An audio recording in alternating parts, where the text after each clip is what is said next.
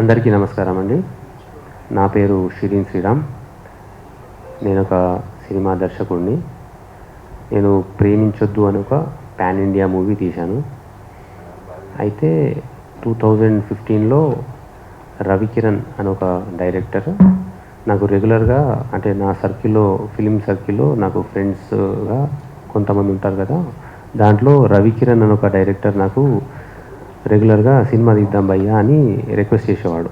అయితే అతను ఒకసారి ఒక ఫేస్బుక్లో ఒక పోస్ట్ పెట్టినాడు. ఆ పోస్ట్ దేని గురించి అంటే, ఒక అమ్మాయిని 2 అబ్బాయిలు చంపేశారు.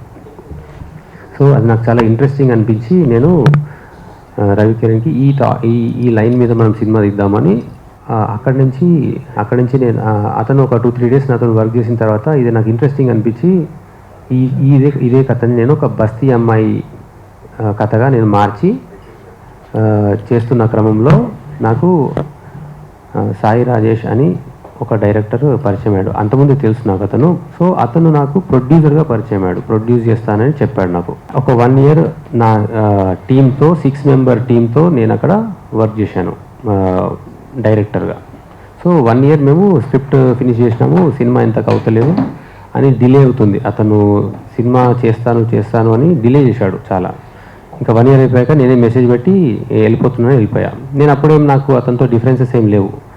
ఎందుకంటే సరే ఫిలిం ఇండస్ట్రీలో ఉన్నాము, ఎదుటోళ్ళకి ఏం కష్టాలు ఉంటాయో మనకు తెలియదు అనే మైండ్ సెట్తో నేను చాలా హ్యాపీగా అక్కడి నుంచి నేను ఎగ్జిట్ అయినా. నేనేం గొడవ పడలేదు.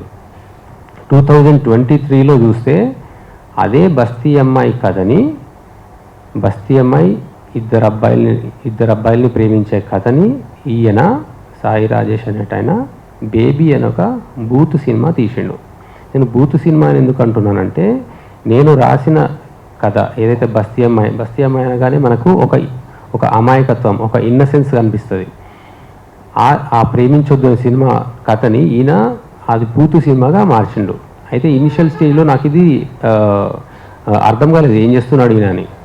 సో నాకు అది రియలైజ్ అయ్యి నా టీము మేమందరం రియలైజ్ కావడానికే మాకు చాలా టైం పట్టింది.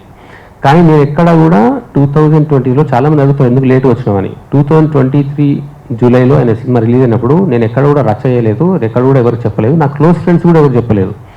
ఇది మొత్తము నేను డైజెస్ట్ చేసుకొని ఇదంతా ఎట్లా జరిగింది, ఏంది, ఇట్లా ఎందుకు చేసిండు, అసలు ఇది అదే కథనా, ఏమనుకుంటున్నాడు ఈయన అని నాకు అది రియలైజ్ కావడానికి చాలా టైం పట్టింది. తర్వాత నేను దీనికి సంబంధించిన ఎవిడెన్సెస్ అన్నీ కలెక్ట్ చేసి అప్పుడు నేను లాయర్ నిఖిలేష్ గారిని కలిశాను. నేను లాయర్ నిఖిలేష్ మనతో. సో నిఖిలేష్ గారిని కలిసి డిసెంబర్లో నేను వాళ్ళకి ఒక లీగల్ నోటీస్ పంపాము. ఏది, నువ్వు కాపీరైట్ ఇన్ఫ్రింజ్ చేసినావు, మీ సినిమాలో మేము రాసిన వాటిలో నీకు ఒక 20 నుంచి 30 సీన్స్ తగులుతున్నాయి సేమ్, నువ్వు కాపీరైట్ ఇన్ఫ్రింజ్ చేశావని లీగల్ నోటీస్ పంపాము.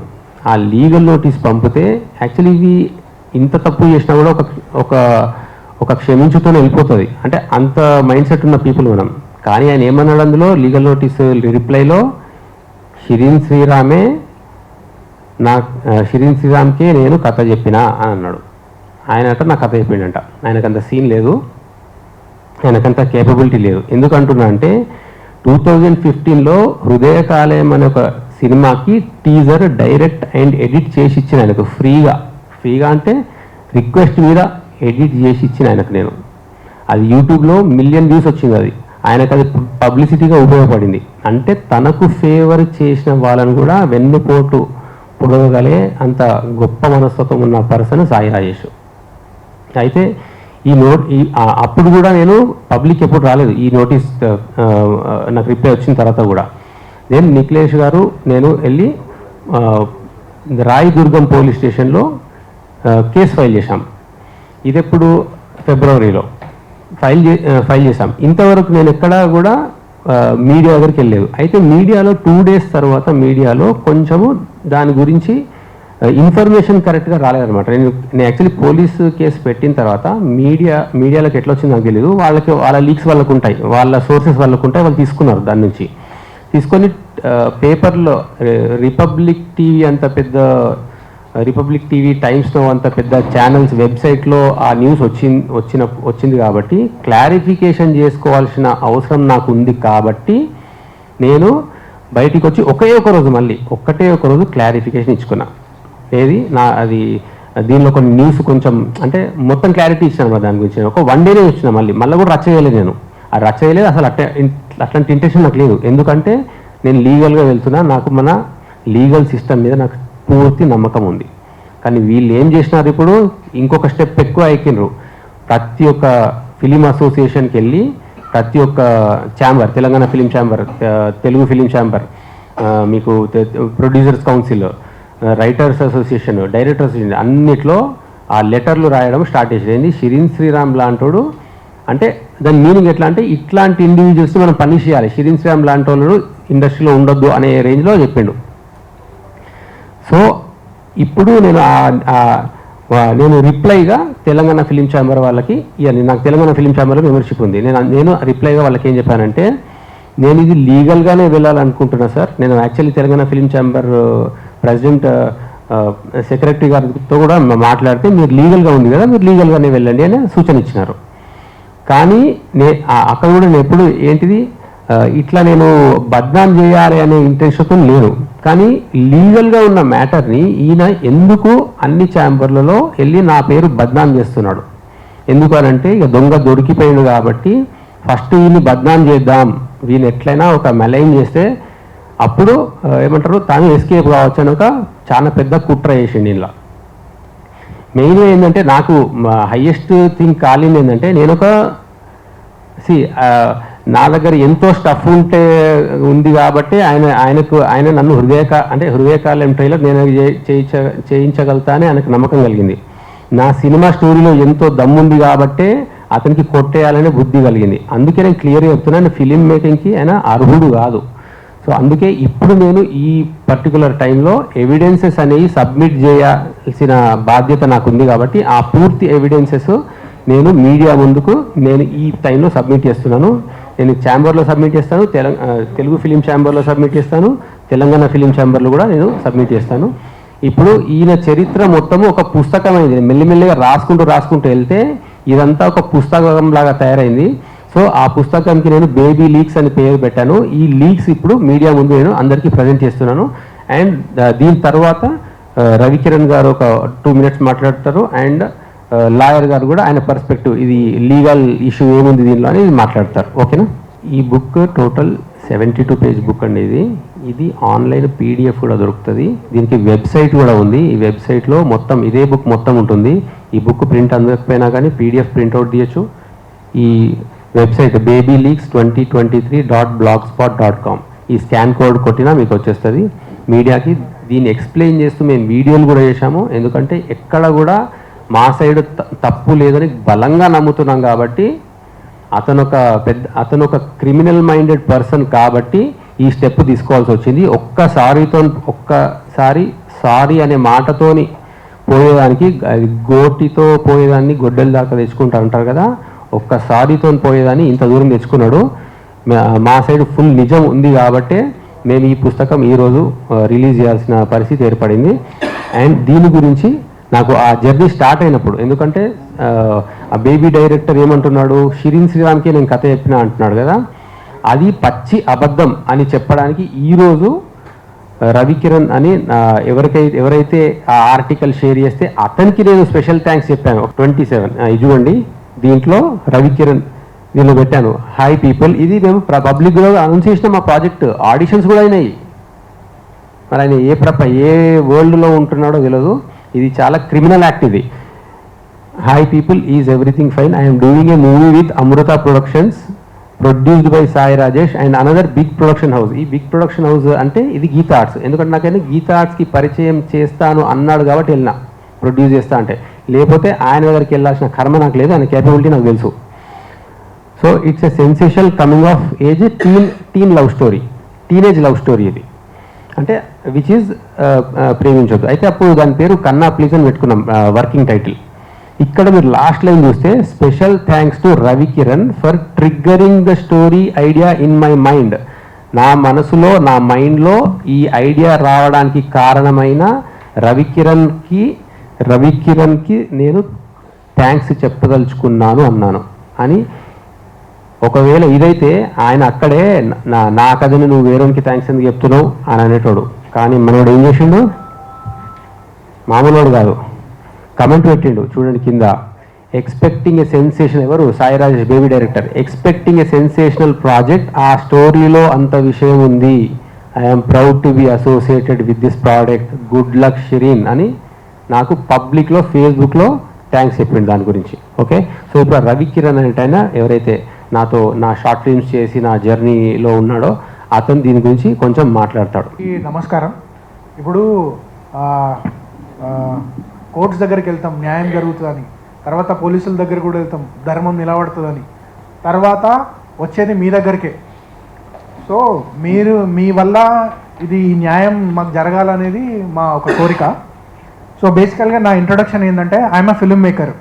నాకు షిరీన్ 2012లో 2015లో 2 షార్ట్ ఫిలిమ్స్ ప్రొడ్యూస్ చేసినాడు. నేను షిరీన్ తీసిన షార్ట్ ఫిలిమ్స్ చూసి డైరెక్టర్ అవ్వాలని ఒక ఇన్స్పిరేషన్ వచ్చి నేను షార్ట్ ఫిలిమ్స్ చేయడం స్టార్ట్ అయింది. దానికి ముందు నేను అన్నపూర్ణ ఫిలిం స్కూల్లో డైరెక్షన్ కోర్స్ కూడా చేసినాను. సో నేను ఎవరెస్ట్ పర్వతం అనేది Tollywood first documentary feature film అనేది నేను చేసి అమెజాన్లో రిలీజ్ కూడా చేసినాను. నెక్స్ట్ మిస్టర్ కింగ్ 7777 అనే ఒక మూవీ కూడా డైరెక్ట్ చేస్తున్నాను. సో ఇక్కడ ఏంటంటే, ఇక్కడ నేను ఒక ప్రైమ్ ఎవిడెన్స్ అయిపోయింది. So I'm the prime evidence. So బేసికల్గా ఏం జరిగిందంటే 2015 ఆ టైంలో ఒక పేపర్ ఆర్టికల్ చూసిన. సో ఆ ఆర్టికల్ చూసి కొంచెం ఎమోషనల్ అయ్యి నేను ఫేస్బుక్లో పోస్ట్ చేసిన.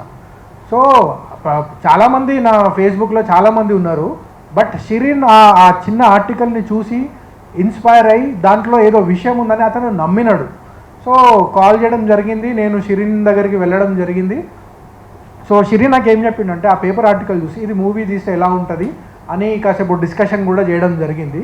సో తర్వాత నాకు షిరీన్ ఏం చెప్పినాడంటే, ఇట్స్ ఆ ఒరిజినల్ స్టోరీ, దానికి ఎవరు, ఆ అమ్మాయి ఎవరు, ఆమె బ్యాక్గ్రౌండ్ ఏంది, ఆ అబ్బాయిల బ్యాక్గ్రౌండ్ ఏంది, ఎవరు ఇదంతా చేయాలనుకున్నా అదంతా ఏమి ఇన్ఫర్మేషన్ లేదు. ఆ చిన్న ఆర్టికల్లో ఏముందంటే, ఒక అమ్మాయి ఇద్దరిని ప్రేమించింది, ఆ ఇద్దరు ఆ విషయం తెలిసి కలిసి ఆ అమ్మాయిని చంపే ప్రయత్నం చేసినారు అనే ఒక ఆర్టికల్ షిరీన్ని తీసుకొని పూర్తిగా స్టార్టింగ్ నుంచి స్క్రాచ్, ఆ అమ్మాయి అడల్ట్ అయితే బాగుంటుందా, కాలేజ్ స్టూడెంట్ అయితే బాగుంటుందా, ఇవన్నీ ఆలోచించి ఫైనల్గా స్కూల్ స్టూడెంట్ అయితే చాలా ఎక్కువ ఇంపాక్ట్ ఉంటుంది, ఈ స్టోరీ చాలా ఎక్కువ మందికి రీచ్ అవుతుంది, ఒక స్కూల్ స్టూడెంట్ అయితే చాలా ఎక్కువ సింపతి కూడా వస్తుంది, అండ్ ఆమె మారే అవకాశం కూడా చాలా ఉంటుంది. ఎందుకంటే చాలామంది స్కూల్ పిల్లలు ఉన్నారు కాబట్టి వాళ్ళు ఒక డిఫరెంట్ డైరెక్షన్లో వెళ్తున్నారు కాబట్టి వాళ్ళని ఒక మంచి దారిలో పెట్టడానికి షిరీన్ ఆ డిసిషన్ తీసుకొని ఆ అమ్మాయికి ఒక స్కూల్ స్టూడెంట్ అనే ఒక క్యారెక్టర్ ఆమెకి ఇచ్చి ఈ మూవీ స్టార్ట్ చేయడం జరిగింది. సో ఆ అబ్బాయిల క్యారెక్టర్ కూడా ఒకడు పేదోడు, ఒకడు రిచ్ గై ఇలా ఉండాలనే ఆ క్యారెక్టరైజేషన్ కూడా షిరీన్ నా కళ్ళ ముందట ఇదంతా చెప్పడం జరిగిందనమాట. సో ఈ ఫిలిం కోసం స్టార్టింగ్ డే 1 ఫస్ట్ థాట్, మొదటి ఆలోచన నుండి ఈ రోజు వరకు నేను షిరీన్ ట్రావెల్ మొత్తం చూస్తున్నాను.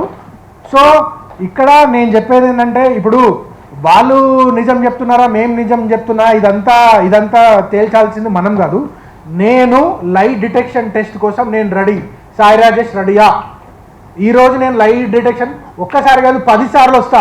10 సార్లు నేను లై డిటెక్షన్ సిస్టంలో టెస్ట్ ఇచ్చి అది నిజమా కాదా అనేది గ్రాఫ్ ఏదో ఉంటుంది, అందులో ప్రూవ్ చేసుకోమని చెప్పండి. సాయి రాజేష్ని కూడా రమ్మనండి. ఒకసారి కాదు, నేను 10 సార్లు వస్తా, అతన్ని కూడా 10 సార్లు రమ్మనండి. ఎవరు నిజం చెప్తున్నారో అక్కడే తెలిసిపోద్ది. అంతే కదా? సో న్యాయం మా సైడ్ ఉంది కాబట్టి మాకు భయపడే అవసరం లేదు.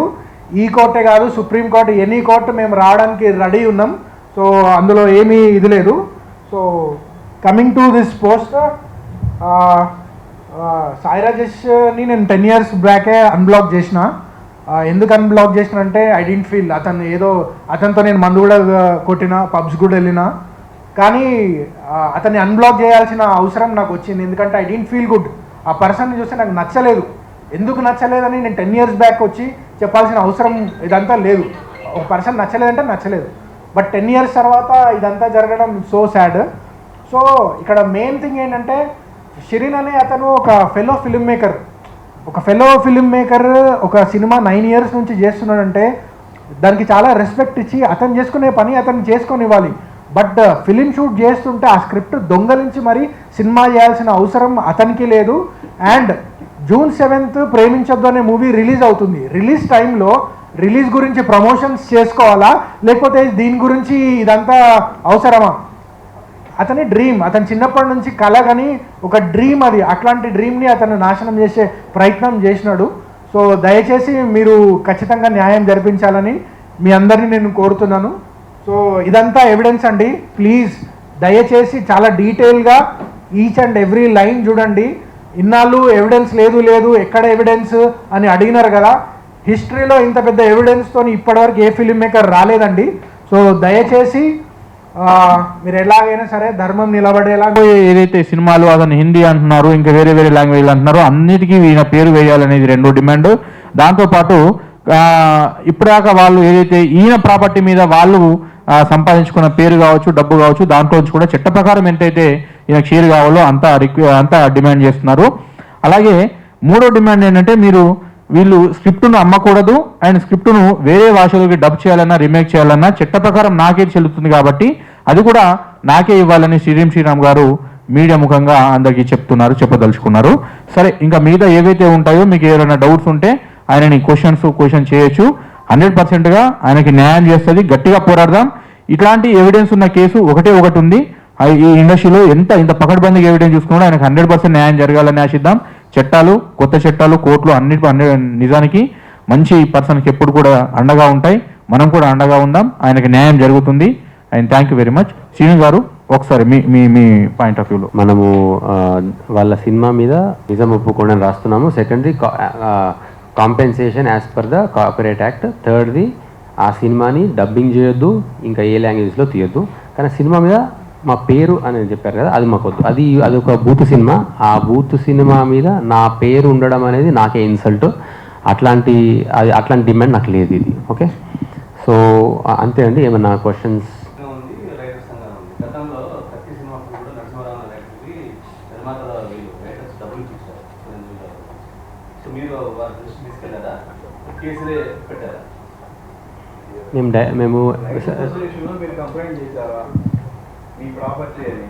మేము ఫస్ట్ డైరెక్ట్ వెళ్ళి పోలీస్ కంప్లైంట్ ఇచ్చాము. ఎందుకంటే ఈయన క్రిమినల్ మైండెడ్ పర్సన్ కాబట్టి నేను ఎవరికి ఇక్కడ అసోసియేషన్కి ఎక్కడ చెప్పలేదు. నేను డైరెక్ట్ అక్కడే చెప్పాను. ఎందుకంటే నేను ఆయన క్రిమినల్ మైండెడ్ అని బిలీవ్ చేస్తున్నా కాబట్టి ఆయన లీగల్గా అది ఉన్నప్పుడు కూడా ఈయన అందరి దగ్గరికి వెళ్ళి బద్నాం చేస్తున్నాడు. అదే నా బిహేవియర్. ఆయన చాలా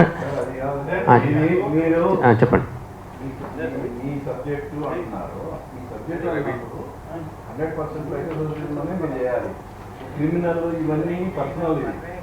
పర్సనల్ ఎందుకు అవుతుంది? నేను I'm believing the system in the country.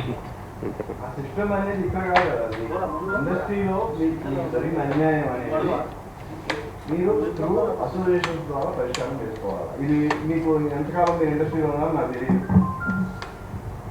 Minimum knowledge కదా. మీకు ఏమైనా అన్యాయం జరిగితే కన్సర్న్ అసోసియేషన్కి వెళ్ళి కంప్లైంట్ చేయాలా.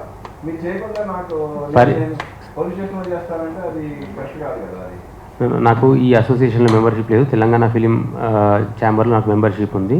One thing. ఇంకొకటి ఏంటంటే ఆ విఘ్నత అనేది నేను న్యూ కమర్ని ఫస్ట్ ఫిలిము. ఆయన 4 సినిమాలు చేసినప్పుడు మీరు అన్నట్టు కాంప్రమైజ్ అయితే ఆయన ఫస్ట్ ఒకసారి మాట్లాడదాం అనాలి. ఇందులో నేను ఫిలిం ఛాంబర్కి, తెలంగాణ ఫిలిం ఛాంబర్ దాంట్లో కూడా నేను రాశాను. దాంట్లో సార్ ఒకవేళ తెలంగాణ ఫిలిం ఛాంబర్ కనుక ఈ ఇష్యూని సాల్వ్ చేయాలనుకుంటే నేను పూర్తిగా సహకరిస్తాను అని అందులో మెన్షన్ చేసిన.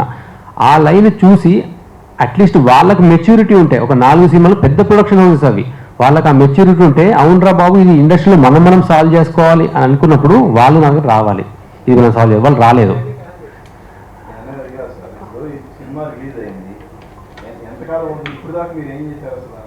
ఇంకా అదే కదా చెప్పాను. ఇంత పెద్ద ఎవిడెన్స్ చూపించి పుస్తకం ఆయన జీవిత చరిత్ర ఉంది సార్ దీనిలో. ఈజీగా రాదు కదా, చాలా టైం పడుతుంది. ఆయన జీవిత చరిత్ర ఉంది ఇందులో. ఈ పుస్తకం రాశాను నేను ఆయన గురించి. ఎవ్రీథింగ్ ఎవిడెన్సెస్ ఉన్నాయి. స్కామ్ అతని జీవిత రైట్స్ స్కామ్. ఇష్యూ అనేది మీ కథ అంటున్నారు. మీ కథని మీరు నిరూపించుకోవాలంటే కన్సర్న్ అసోసియేషన్స్కి వెళ్ళాలి. అవన్నీ వదిలిపెట్టి సినిమా రిలీజ్ అయ్యి సూపర్ హిట్ అయిన తర్వాత ఇంతకాలం తర్వాత వచ్చి మీరు ఎందుకు కంప్లైంట్ చేయాలి? ఎందుకంటే ఆయన ఇట్లాంటిది మళ్ళీ ఎప్పుడు జరగకూడదనే ప్లాన్తోనే వచ్చాను, ఐడియాతోనే వచ్చాను. ఇట్లా మళ్ళీ ఎవ్వరు ఇట్లాంటివి చెయ్యకూడదు అని అందరికీ బుద్ధి రావాలనే ఇంటెన్షన్తోనే చేశాను ఇది. ఫ్యూచర్ జనరేషన్స్లో ఎవరు ఇట్లా కాపీ కొట్టి వేరే వాళ్ళ ఇంటలెక్చువల్ ప్రాపర్టీని ఎవరు దోచుకోవద్దు, దొంగలించద్దు అనే ఇంటెన్షన్తో ఇంతసేపు ఆగి ఇంత ఎవిడెన్స్ కలెక్ట్ చేసి వచ్చినాం. అది మెయిన్ రీజన్. ఆయనకి ఏమైనా విఘ్నత ఉంటే ఆయన నాకు ఏ ఒక్క పాయింట్ ఆఫ్ టైంలో ఒక ఫోన్ కాల్ చేసినా కానీ అది బ్యాకప్ అయ్యేది. అంత పెద్ద పెద్ద వాళ్ళు కూడా ఉన్నప్పుడు కూడా ఒక్కసారి ఫోన్ కాల్ చేసి మాట్లాడొచ్చు కదా అని అంటే కాదు, ఈగోకి వెళ్ళిపోయింది ఆయన.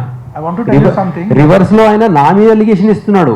నేనే ఏమంటారు ఆయననే నా కథ చెప్పినా రివర్స్ అలిగేషన్ చేస్తున్నాడు. అందుకే ఈ క్వశ్చన్స్ అని నన్ను 100 క్వశ్చన్స్ అడిగితే ఆయన 1,00,000 క్వశ్చన్స్ ఎదుర్కోవాల్సిన అవసరం వస్తుంది. ఇప్పుడు నేను ఒక పాయింట్ చెప్తాను. వీరశంకర్ ఉన్నాడు కదా, ప్రెసిడెంట్ అసోసియేషన్, అతను నన్ను పిలిచి దీని గురించి మొత్తం అడిగాడు. నేను యాజ్ ఇట్ ఈస్ మొత్తం ఉన్నట్టు చెప్పిన. సో వాళ్ళు ఏమన్నారంటే మీ దగ్గర ఎంత డబ్బు ఉంది, ఎన్ని కోట్లు ఉన్నాయి, మీరు ఈ కేసు నిలబడగలరా అన్నాడు. నేను ఒకటే పాయింట్ చెప్తున్నా, ఈ కేసు నిలబడడానికి మాకు ఎన్ని కోట్లు ఉన్నాయి, ఎన్ని డబ్బులు ఉన్నాయి కాదు, ఎంత నిజం ఉంది, మా దగ్గర న్యాయం ఉంది, అందుకని మేము దీన్ని ఫైట్ చేస్తున్నాం. ఎన్ని కోట్లు ఉండాలండి న్యాయం గెలవడానికి? ఎన్ని కోట్లు ఉండాలి? ఇంతకాలం ఏం చేశారు మీరు? సినిమా రిలీజ్ అయినమాట ఎందుకు మీరు ఈ విషయాన్ని ప్రెస్ ముందు కానీ లేదంటే కన్సర్న్ సార్ ఇప్పుడు ఏ ఎవిడెన్స్ లేకుండా కోర్టుకి వెళ్తే ఎవిడెన్స్ అడుగుతారు కదండి. హలో ఎక్స్క్యూజ్ మీ, ఇదే క్వశ్చన్ నేను అడిగానండి అబ్బాయిని. ఏంటంటే నా దగ్గర నన్ను కన్సల్ట్ చేసినప్పుడు ఇదే క్వశ్చన్ నేను అడిగాను. ఇంత లేట్ ఎందుకు అయింది అని అంటే, సార్ మీరు డైరెక్ట్గా ఇప్పుడు మీకు కన్సల్ట్ చేసి మీకు ఎవిడెన్స్ ఏముంది అని చెప్పి అడుగుతారు. అసలు ఇట్లా కాపీ కొడతారనేది నేను ఎక్స్పెక్ట్ చేయలేదు. ఫస్ట్ ఆఫ్ ఆల్ నా ఇంటెలెక్చువల్ ప్రాపర్టీని కాపీ కొట్టినప్పుడు నేను షాక్ అయ్యి ఆ డిప్రెషన్లోకి వెళ్ళిపోయాము. టీం అందరం డిస్కస్ చేసుకున్నాము. ఏదైనా బయట పెట్టే ముందు మీకు సాక్ష్యం ఏముంది అని వెంటనే అడుగుతారు. ఆ సాక్ష్యాలు అనేవి నేను గ్యాదర్ చేయడానికి నాకు కొంత కాలం టైం పట్టింది. దానికోసం నేను ఆ టైం తీసుకొని నేను వచ్చాను అనే విషయం చెప్పారు వాళ్ళు. నాకు తెలిసి 1.5-2 months తీసుకున్నారు టైం. అప్పుడు అదే ఈ లీగల్ నోటీస్ కూడా ఇది చేసినప్పుడు కూడా సరే ఆయన వర్షన్ ఏముంటుందో అని చెప్పి ముందు డైరెక్ట్గా కేసు పెట్టలేదు, వీళ్ళు లీగల్ నోటీస్ పంపించారు. లీగల్ నోటీస్ పంపించి ఇలా జరిగింది, ఇలా మేము పనిచేసాము, మనం ఇలా కలిసాము, మీరు నా స్టోరీని ఇలా కాపీ కొట్టి ఇలా చేసుకుంటున్నారు, దీనికి మీ సమాధానం ఏంటండి అనేది లీగల్గా ఒక నోటీస్ పంపించారు. మొత్తం జరిగిందంతా రాసి పంపిస్తే మీరు ఒకవేళ వాళ్ళకు కొంచెం టైం ఇచ్చారు, మీరు రిప్లై ఇవ్వకపోతే మాత్రం మేము లీగల్గా చూసుకోవాల్సి వస్తుందంటే, నువ్వు నాకు చెప్పలేదు నేనే మీకు చెప్పానని రిప్లై నోటీస్ ఇచ్చారు ఆయన తన అడ్వకేట్ ద్వారా. It is one of the ఏమంటారు అది క్రిమినల్ కాన్స్పిరెన్సీ. అంటే ఇంత లేట్గా వచ్చినా కూడా నిజం ఏమైనా మారుతుందా? దొంగతనం అవుతుంది కదా.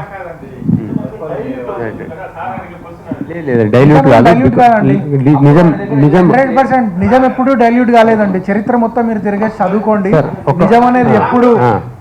సార్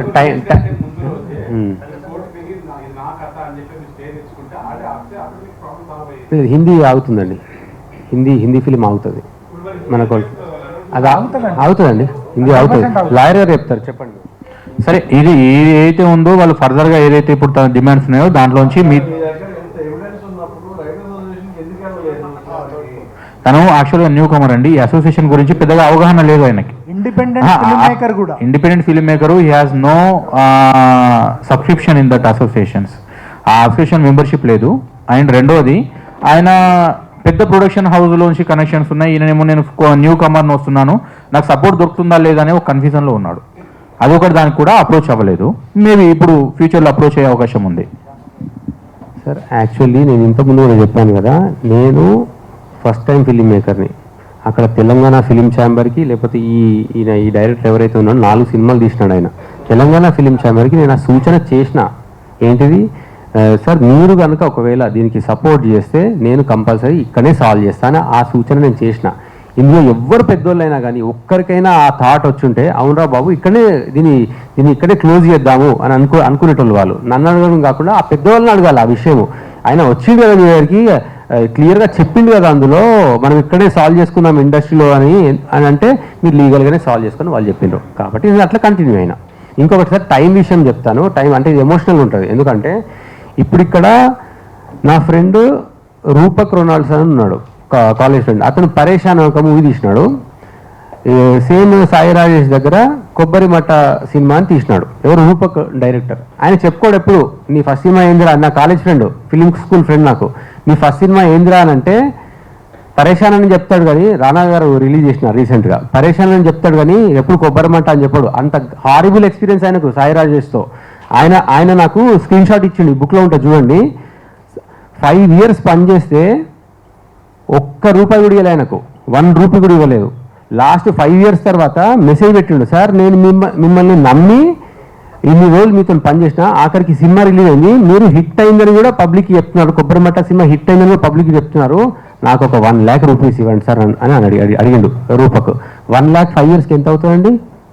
పర్ మంత్ 1,500 2,000 రూపీస్ అవుతుంది.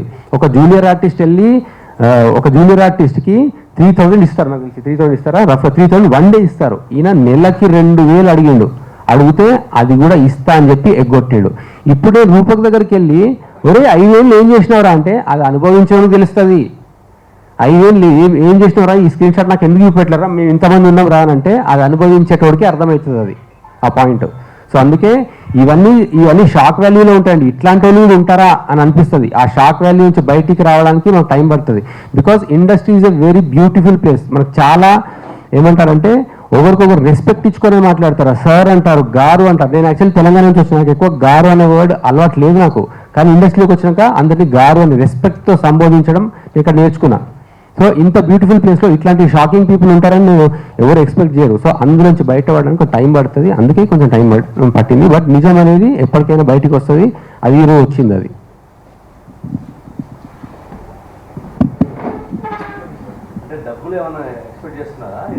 సార్ ఇక్కడ సెకండ్ డిమాండ్ ఉంది, compensation as per the copyright act 1952. అంటే అది ఫైనల్ తీర్పు ఏదైతే ఇస్తారో వాళ్ళ దాన్ని బట్టే వెళ్తాం. అది కోర్ట్ ఇది ఇప్పుడు నేను దీన్ని ఏం పెట్టాను, తెలంగాణ ఫిలిం ఛాంబర్లో నా మీద అన్ని ప్లేసెస్లో అలిగేషన్స్ చేస్తున్నారు. ఇట్లాంటి షిరీన్ శ్రీరామ్ లాంటి ఇండస్ట్రీలో ఉండొద్దు అన్నట్టు రాస్తున్నారు కాబట్టి, ఇట్లాంటి వాళ్ళు యాక్షన్ తీసుకొని రాస్తున్నారు కాబట్టి బాధ్యతగా తిరిగి నేను కూడా అందరికీ ఎవిడెన్సెస్ సబ్మిట్ చేస్తానని వాళ్ళకి రిటర్న్ లెటర్ రాసిన. ఇప్పుడు ఈ అసోసియేషన్ అందరికీ నేను ఈ పుస్తకం ఇస్తాను, మొత్తం ఎవిడెన్సెస్ అన్ని ఇస్తా వీళ్ళందరికీ. ఇప్పుడు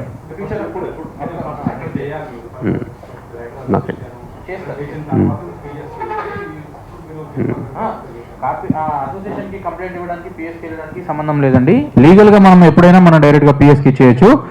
అసోసియేషన్ అనేది ప్రైవేట్ బాడీ, జనరల్ ఇండస్ట్రీ లేదు అక్కర్లేదు. అక్కడ నుంచి మనం డైరెక్ట్ రిజిస్ట్రేషన్ కాపీరైట్ ఇది చేసుకున్నా సరిపోతుంది. ఇంకో 2-3 రకాలు కూడా రిజిస్ట్రేషన్స్ ఉంటాయి. అబ్బాయి చేశాడు అది. ఒక ఓన్లీ కాపీ రైటర్స్ అసోసియేషన్లోనో డైరెక్టర్ అసోసియేషన్లోనో కాపీరైట్ రిజిస్ట్రేషన్ చేస్తేనే రిజిస్ట్రేషన్ అవుతుంది అనేది ఇన్ని రోజులు అనుకుంటారు. అది కాదు, రిజిస్ట్రేషన్ ఇంకో 2 రకాలు కూడా ఉంటుంది. అది తను ఆ జాగ్రత్త పడ్డాడు. కాపీరైట్ ఏదైతే బేబీ సినిమా ఆయన ఏదైతే రిజిస్ట్రేషన్ చేసుకున్నాడో అంతకు ముందే ఆ స్క్రిప్ట్ అనేది ఇతని దగ్గర రిజిస్టర్ అయి ఉంది. ఓకే, కోర్టుకు కావాల్సిన ఎవిడెన్స్ లీగల్గా he is a very strong. Okay, so ఇప్పుడు మీరు ఏదైతే అంటున్నారో 100% పెద్ద మనుషుల దృష్టికి తీసుకెళ్తారో, వాళ్ళు ఏదైతే న్యాయం చెప్తారో ఆ రూట్లో ఫాలో అవ్వడానికి కూడా తనకు నచ్చితే ఈజ్ రెడీ.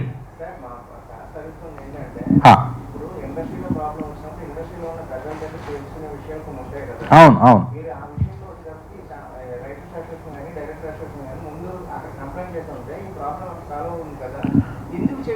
అయితే డైరెక్ట్ అసోసియేషన్లో ఆయన మెంబర్షిప్ లేదు ఒకటి. ఆ మెంబర్స్ వాళ్ళకు మాత్రమే వాళ్ళు హెల్ప్ చేస్తారు. ఒకటి కాపీరైట్ అసోసియేషన్ అంటే ఇది రైటర్ అసోసియేషన్లో కూడా మెంబర్షిప్ లేదు. అక్కడ మెంబర్షిప్ తీసుకుంటేనే వీళ్ళు హెల్ప్ చేస్తారు. ఇప్పుడు తీసుకుంటున్నారు. నెక్స్ట్ ఫ్యూచర్లో ఏంటంటే అప్కమింగ్ డేస్లో తీసుకుంటారు. అది ఆ పెద్ద మనుషుల మధ్యలో కూడా కూర్చుంటారు, ఎందుకంటే తన మీద ఫాల్స్ అలిగేషన్ చేస్తున్నాడు కాబట్టి. అన్నీ చేస్తాము. ఎందుకంటే నేను ప్రామిస్ చేసిన తెలంగాణ ఫిలిం ఛాంబర్కి నా మీద అలిగేషన్ అసోసియేషన్లు వస్తున్నాయి కాబట్టి నేను అందరికీ ఎవిడెన్సెస్తో త్వరలో వస్తాను అని చెప్పాను. ఈవెన్ ఆ రోజు ఎప్పుడైతే న్యూస్ పేపర్లో వచ్చిందో మీడియా మిత్రులకు కూడా కొందరు నాకు ఇంటర్వ్యూ చేసినారు ఒకరోజు, వాళ్ళకు కూడా నేను ఎవిడెన్సెస్ ఇస్తాను, వెయిట్ చేయను అన్నాను. ఇప్పుడు నేను ఇస్తాను అందరికీ. ఇది చాలా కష్టపడి చేసిన ఫిలిం అండి, చాలా టీం, చాలా huge work. So June 7th ఈ మూవీ రిలీజ్ అవుతుంది. ఇప్పుడు ఆ సాయి రాజేష్ బలుపు ఏంటంటే అంత పెద్ద హిట్ సినిమా నేను ఇచ్చిన, అందుకే నేను ఏమైనా చేయొచ్చు, ఇండస్ట్రీలో ఏం చెప్పినా నడుస్తా అనే ఒక బలుపుతో ఉన్నాడు. సో ప్రేక్షకులకి రిక్వెస్ట్ చేసేది ఏంటంటే దయచేసి ప్రేమించొద్దు ఫిలిం మీరు అందరూ చూసి దాన్ని ఘన విజయాన్ని చేసి ఒక చెప్పుతో కొట్టినట్టు సమాధానం మీరే ఇవ్వాలని నేను మనస్ఫూర్తిగా కోరుకుంటున్నానండి.